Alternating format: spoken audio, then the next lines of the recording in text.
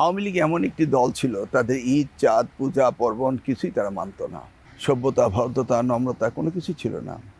ওয়ারাজ আমার বাড়ি, বিশাল বাড়ি, আমার বাড়ি আত্মীয়স্বজন সকলে যদি রিটালিয়েট করে, কত না কত কি ঘটে যেতে পারে।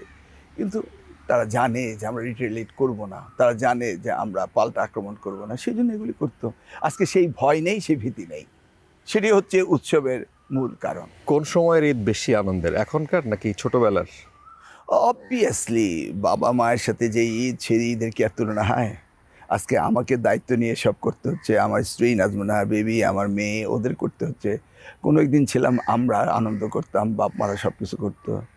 সেটা কি আর ফিরে আসবে? কখনো না। সুযোগ চাইলে সেটা ফেরত চান?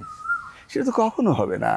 কিন্তু আজকে যারা ছোট রয়েছে তারা উপভোগ করুক, সেটা আমরা চাই। না, আপনি শুরুর দিকে একটা কথা বলতেন, এই যে শিক্ষা ব্যবস্থা, এই শিক্ষা ব্যবস্থার বর্তমান শিক্ষা ব্যবস্থা, ইনফ্যাক্ট এখনও যেটা চলছে, এটা নিয়ে আপনার ব্যাপক সমালোচনা, যে এটা আসলে বেকার তৈরি করছে, এটা আসলে মানুষকে অকেজো করে ফেলছে, সার্টিফিকেট নির্ভর শিক্ষা হচ্ছে। সেই জায়গা থেকে আপনি একটা পরিবর্তনের কথা বলেছেন, সেইটা কি কাজ শুরু করতে পেরেছেন কিছু?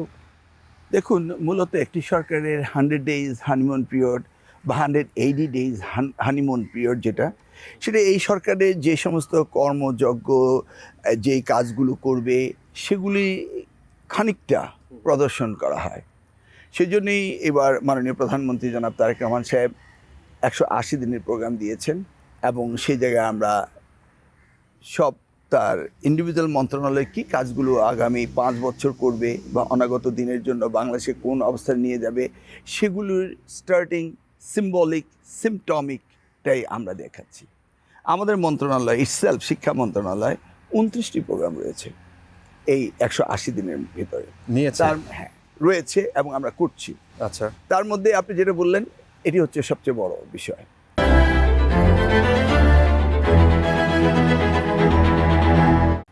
আমরা আর বেকারত্বের কারখানা বানাতে চাই না। It's very simple. উন্নত বিশ্ব কীভাবে এগিয়ে যাচ্ছে আমরা সেটা দেখলেই পারি, এবং তারা ধাপে ধাপে এগিয়ে যাচ্ছে, আমাদেরও তাই করতে হবে।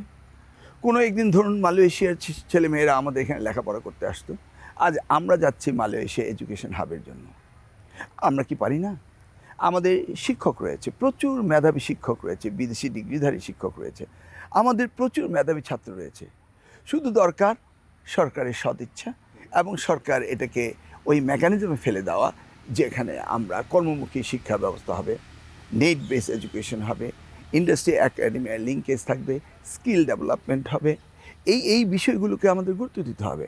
এটা দেওয়া তো, আবার বলছি, বিরাট বিষয় নয়। আমরা তো দেখছি পৃথিবীর সব দেশ এগিয়ে যাচ্ছে, স্কিল বেসড আমরা কেন পারবো না? এডুকেশনের কথা বলছেন, যেটা আগের সরকার শুরু করেছিল, এবং সেটা বেশ কিছু হাস্য রসাত্মক জিনিস, আপনার প্র্যাকটিক্যাল লাইফ, যে স্কুলে এসে রান্না করবে, তারপরে স্কুলে সে সাইকেল চালানো শিখবে, স্কুলে সে আনন্দ ঘন একটা মুহূর্ত কাটাবে, এইরকম একটা ব্যাপার ছিল। কিন্তু এটা অনেক দেশেই সেটা ফলো করছে এখন, সেই জিনিসটা বিদেশে ট্রেনিং দিয়ে, খিচুড়ি ট্রেনিংয়ের কথাও আমরা শুনতাম। সেই জায়গায় আপনার মানে তার থেকে কি আরও ভালো প্ল্যান বা? দেখুন, বিগত সরকার নিয়ে যদি আমি আলোচনা সমালোচনা করতে চাই, তাহলে অনেক কিছু করতে পারবো। আসলে সরকারের উদ্দেশ্য সৎ ছিল কি না সেটা ভাববার বিষয়।